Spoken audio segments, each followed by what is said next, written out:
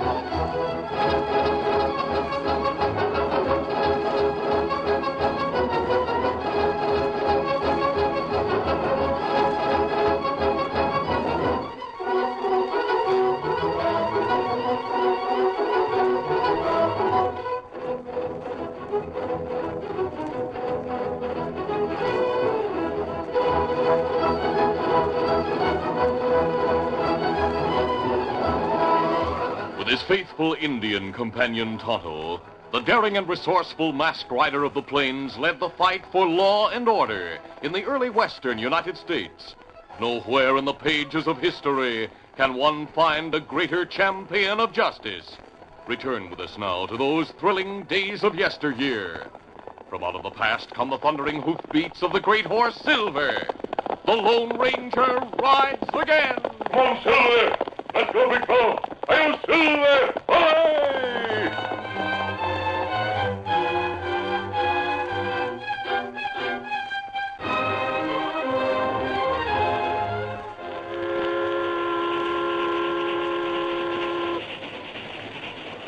The train from St. Louis to the far west sped over the Texas prairie. A tall, middle-aged man entered one of the cars and walked slowly along the aisle, facing the passengers.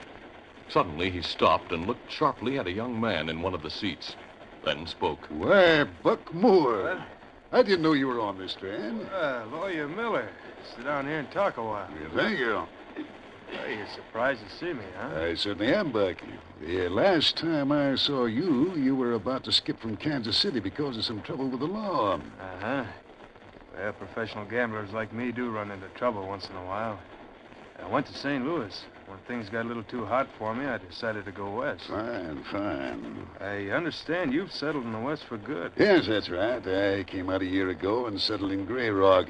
That's a town a short distance from where I leave the train at Hilton. Well, I figured on getting off at Pecos and trying my luck there a while. Maybe you'd do better to listen to a proposition I have and get off at Hilton. In fact, I was walking through the train hoping to find a young stranger who might want to make some easy money. Easy money? Yes, very easy. And all you'd have to do would be to pose as somebody else, a young Easterner who's riding in the car ahead. Yeah, sounds plenty easy. It is, if you follow instructions to the letter. I made a fast trip to St. Louis and met the Easterner coming back. You've never been west before, have you, Buck? Nope. Good. Then nobody would recognize you. Are you interested in falling in with my plan? Well, I don't know what your plan is yet, but if it means easy money, I'm for it. Fine.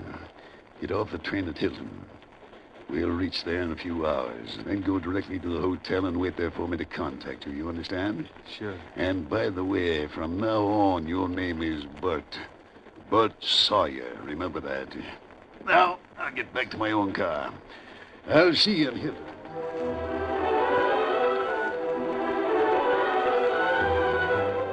It was a warm night, and the Lone Ranger and his Indian companion Tonto were sleeping under the stars a short distance from the town of Hilton.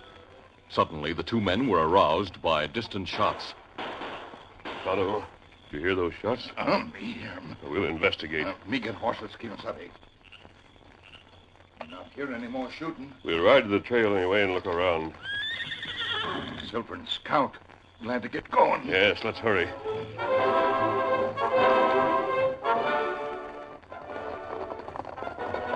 We not see anything yet. Maybe we ride wrong direction. Those shots came from up this way, Tonto. Did you say it could be that we... Look, they're on the trail. Somebody on ground. Come on, Silver. Get him up, Scout. Oh, Silver. Oh, easy, steady, Scout, fella. Easy, Scout. Easy, fella, him young fella. Me not know him. He's alive, but unconscious. Him hurt bad. Yes, a bullet wound in his back. We'll apply bandages, and we'll take him to camp. His horse must have run away. That's right. All right, Tonto, let's get busy. The Lone Ranger and Tonto took the stranger to their camp, where they did all they could to overcome the effect of his wound. It was late afternoon of the following day before the stranger finally opened his eyes and stared at the Indian and the masked man who bent over him. That mask. Were you the one? We were here in camp. We heard shots and went to investigate. We found you lying on the trail and brought you here. But the mask. I'll explain the mask later. I'm not an outlaw. Now you'd better rest. We'll talk after you regain your strength. No, I want to talk now. Here, medicine. You take it.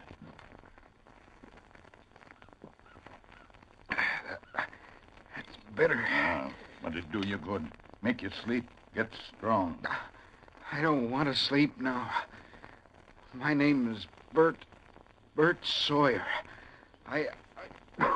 There. Lie back and rest. When you're stronger, Bert, we'll have a long talk. Right now, you better sleep. Within a short time, the mysterious stranger fell into a deep sleep, and Tonto left for town to get supplies. It was dusk when he returned. Oh, Scout, oh, fella.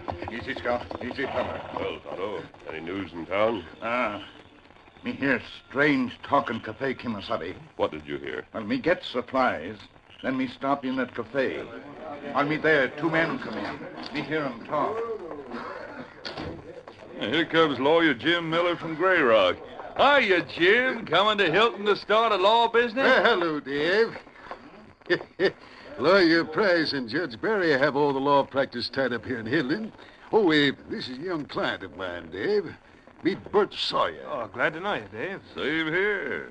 Gonna sue somebody in town, maybe? Oh, no, nothing like that. Bertie's from St. Louis. He inherited a mine near here. That's right. My Uncle Sam Sawyer left it to me. Well, that's fine. I recollect Sam used to live in that old miner's shack back in the hills. That's right. I have a syndicate that wants to buy that mine. We're here to straighten things out with Judge Barry. He handles Sam's affairs. Sounds like you stand to get a lot of money, young fella. That's right. He will as soon as things are settled. Oh, come on, have a drink with us. Well, don't mind if I do. 3 drinks, barkeep. We'll celebrate Bert's good fortune. He's a mighty lucky young fellow, believe me. Them stay while, then them leave cafe. The young stranger we found said his name is Bert Sawyer. That's right. We'll see if he's awake and question him. Come on, Tonto. I was just going to call for you. I feel much better. Well, that's good, Bert. We'll talk now. Sure, I want to. Can you tell us what happened last night? I was on the way to my uncle's mining shack out near here. I'm from St. Louis. I see. Go on. On the train coming west, I met a lawyer by the name of Miller. He was leaving the train at Hilton and taking the stage to a town called Grey Rock. That man me hear talk in town, Kimasabi. Oh, yes, Tonto. What else, Bert? I told Miller I'd inherited a mine from my uncle and showed him a letter I had from a Judge Barry in Hilton. Did you see the judge? No, the train arrived late last night. It was such a warm moonlit night, I decided to get a horse and ride out to see the mine. In fact, Miller suggested that I do it. Oh? Miller got me a horse and told me to join him at the hotel when I got back. He was to leave on the next stage for Grey Rock. Well, Miller didn't leave on the stage. He's still in Hilton, Bert. Now, what about the shooting? I don't know. I was riding along and suddenly shots rang out. That's all I remember. That's not good. Bert, we looked through your pockets when we brought you here. They were empty. The The letter from Judge Barry. The letter is gone, and anything else you might have had. But that letter wouldn't be of any use to anyone but me. I don't see why... I'm beginning to understand. Tonto just returned from town. Miller is there introducing another man around under your name. Under my name? But why should Miller probably thinks you're dead. I believe he was the one who shot you last night to get that letter and your other credentials. Miller? But why would he do that? He may pass off the other man as Bert Sawyer to Judge Barry. The judge would then turn over the mine to them. Then they'd sell out and skip with the money. I'll not let them get away with it. I'll go to see Judge Take it Barry. easy, Bert. Take it easy. The judge doesn't know you by sight, does he? No. Nobody knows me out here. Well, that's what I thought. The man with Miller has all your credentials and that letter from the judge. But I can't sit around and let them get away with it. There's more to it than proving your identity to get the mine, Bert. We'll also try to prove that Miller tried to kill you. I've thought of a plan that may make Miller and the young imposter show themselves up for what they are. What can you do? You just take it easy. Leave things to Tonto and me. We'll let Miller have some leeway for a day or so. Then we'll put my plan into effect. Meantime, Lawyer Miller and Buck Moore, the man who was posing as Bert, left the cafe and went to Judge Barry's office. Yeah, good afternoon, gentlemen. Well, hello, Judge. I'm Lawyer Miller from Grey Rock. I've come with my young client, Bert Sawyer. So this is Bert Sawyer, huh? Well, glad to meet you, young man. Thank you, Judge. Sit down, sit down. Be comfortable, both of you. Sure. Thank you. Thanks. I'll get right to the point, Judge. Bert tells me he came out here to Hilton because you sent for him. That's right, I did. I have your letter with me, Judge. Good. That will help establish your identity. Of course, Bert has other credentials too, sir. Oh, that's right. Here they are. These seem to be proof enough that you're Bert Sawyer. In that case, you could get things settled with Bert this afternoon, couldn't you, Judge? Well, I was just getting ready to go home to supper. Oh? If you come around tomorrow afternoon, we'll get the matter settled once and for all. How's that? Yep, just as you say, sir. We'll come back tomorrow about 2 o'clock.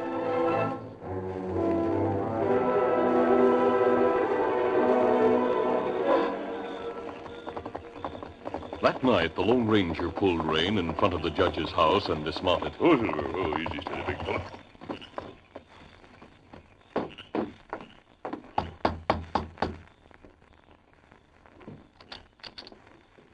Good evening, Judge Barry. Well, the Lone Ranger.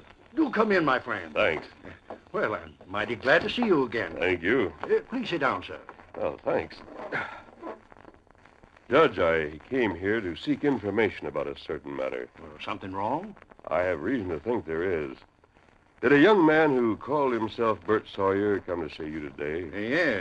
Yes, he did. Brought a lawyer with him. Well, Judge, I feel certain he's an imposter. An imposter? Why, he showed me plenty of credentials and all. What makes you think that? There's a young fellow at our camp. He was shot from ambush last night. I'm sure he's Bert Sawyer. I see. Well, I'll hold up settlement of the case till we can get a description of the real Bert Sawyer telegraphed from St. Louis from some of his friends. Now, we'll do that, of course.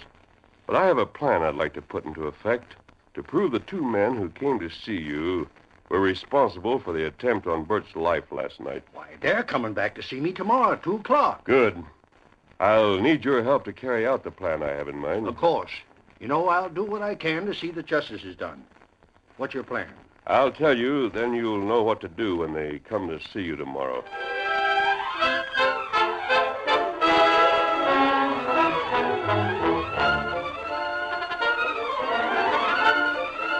The curtain falls on the first act of our Lone Ranger adventure. Before the next exciting scenes, please permit us to pause for just a few moments.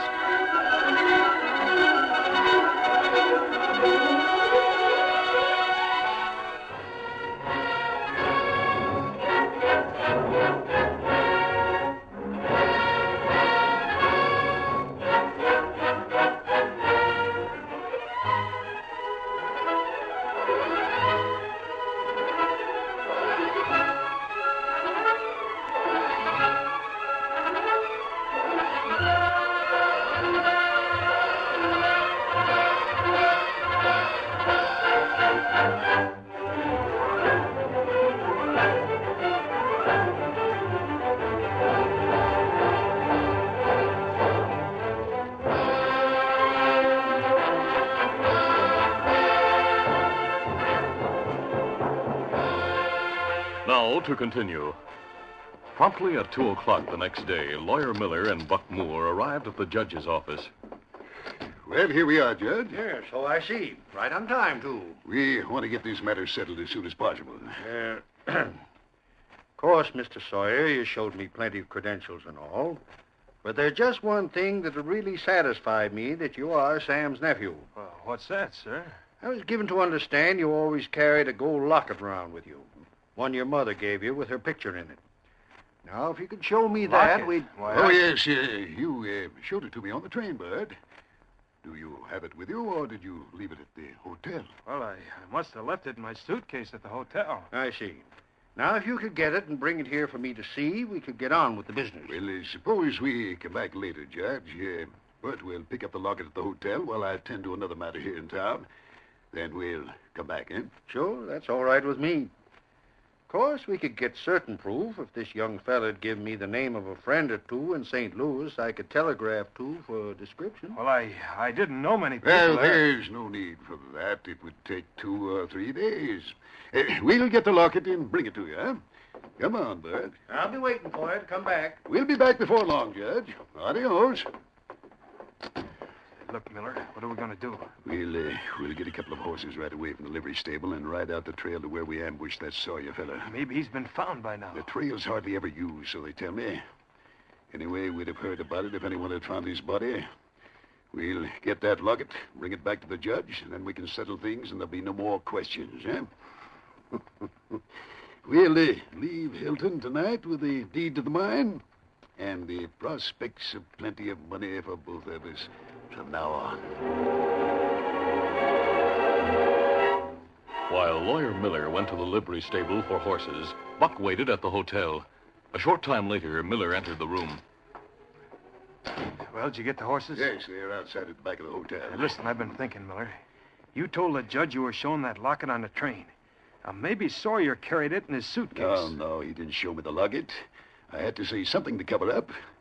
I went through Sawyer's suitcase last night, but there wasn't any locket in it. And he must have carried it on his person. Yes, that's right. That's why we have to go out there and search him again. I thought I went through his pockets thoroughly, but I must have missed it. It's funny to me that the judge wants to see that locket, considering all the credentials we showed The him. judge has strange ideas sometimes, I hear. Maybe old Sam mentioned the locket to him, and he thought that would be a good check on your identity. Yeah, but what if we don't find it? We'll be in trouble if he checks with Sawyer's friends back east. I have a couple of friends in St. Louis. If we don't find the locket, I'll wire them tonight. Then you can give the judge their names.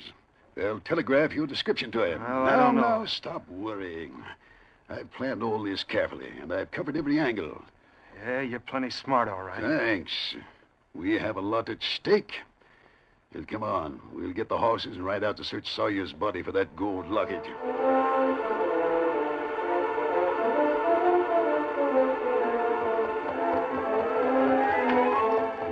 Hey, I thought we were going to ride out the other trail, Miller. I'm just being careful.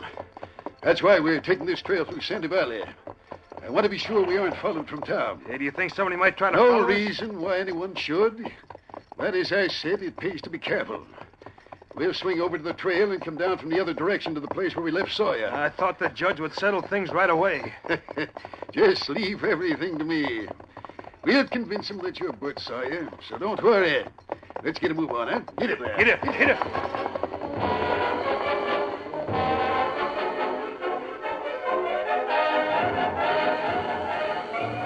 Meantime, in response to a note from the judge that Tonto had taken to town that morning, the sheriff of Hilton and a few of his men met the Lone Ranger and Tonto not far from the old miner's shack. The Lone Ranger explained the situation, and they made their plans. There's a grove near the place where we found Bert Sawyer. We could go there and watch the trail from hiding, Sheriff, if you agree. Sounds like a good plan to me. But what makes you so certain they'll show up? I told Judge Barry to insist upon seeing a locket Bert was supposed to have been carrying. Oh. Of course, there isn't any such locket. You think they'll go back looking for the body so they can search for the locket. Is that it? Yes. They'll be anxious to get the matter settled quickly. Well, since you have the real Sawyer at your camp, you could face them and prove the other one's a phony. But we wouldn't prove that they attempted to take Bert Sawyer's life. That's the reason we planned this. Yes, the masked man's right. We've got a trap them to prove when they tried to kill Sawyer. That's right, Sheriff. Hope they show up at the place. I hope so, too. We'll go to the Grove right now. We'll be able to see and hear them if they do show up. Steady, boy. Easy, Steady, easy, easy. All right, let's go. Come on, Silver.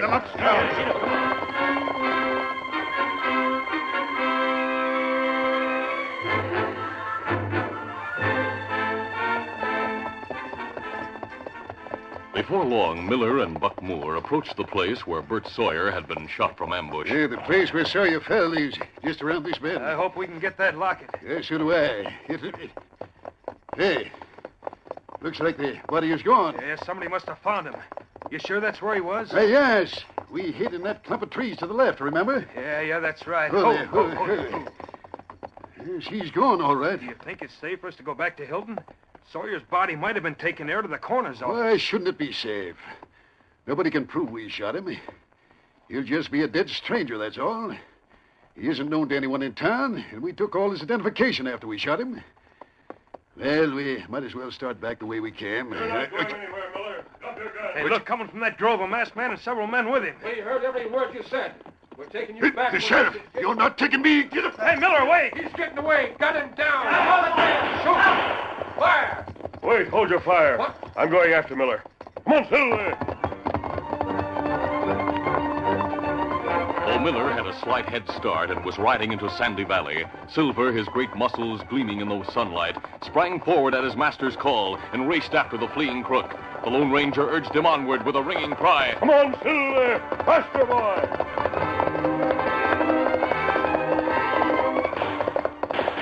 In a frenzy of fear, Miller, racing some distance ahead, shot wildly at the masked figure behind him. Thinking that Bert Sawyer was dead, he felt that any chance of escape was worth trying, rather than face what he thought would be a charge of murder. Glancing back over his shoulder once more, he saw that the Lone Ranger had gained ground and was gradually closing up on him. He raised his gun and fired again.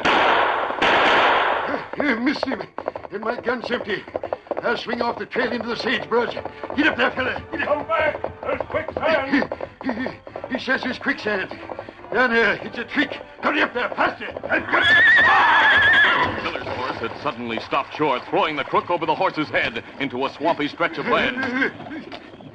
It is quicksand. I'm in it. I'm shaking fast. Help me. Hold over, hold. Here, that's the end of my lariat. Quick. Grab it, quick. I can't. It fell short. I'm being pulled under fast. I'll try again. Stop struggling. Stop struggling. Hurry. Here it comes. Grab it. Yes, I have it. Slip it under your arm. All right. There it is, hurry. You'll be out of there in a minute. Come on, Silver, back.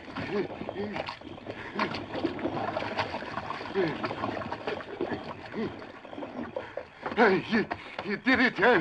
I'm on firm ground. Oh, Silver. Oh, easy. Steady, big fellow. I'll loosen the lariat. There.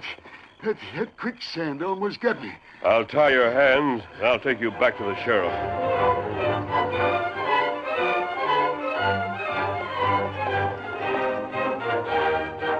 A short time later, the Lone Ranger, with Miller tied on his own horse, rode to where the sheriff and his men were waiting with the other crook. Oh, Silver. Oh. Well, I see you caught him, mister. Good work. It looks like you dunked him in the mud. Easy, steady, big fellow. I'll help you dismount, Miller. Come on. Yes, all right. Hey, what happened to him? Miller fell into quicksand in Sandy Valley. His horse threw him. I pulled Miller out. Should have let him go under, mister. He wasn't worth saving. The law will deal with him for what he's done. Wait. Both of us fired Sawyer. You can't prove which one of us actually killed him. For a lawyer, you don't seem to know too much, Miller. If Sawyer were dead, you'd both hang for his murder. You said if he were dead. He's alive and getting well. What? Charges will be brought against you both for attempted murder. All of us heard you and this fella Moore admit you aimed to kill Bert Sawyer. You'll be charged with trying to cheat him out of his legacy, too. But where is Bert Sawyer? He's now at the judge's house in town. He'll be well enough in a short time to appear against you at the trial. All right, man, let's take him to jail. Come on.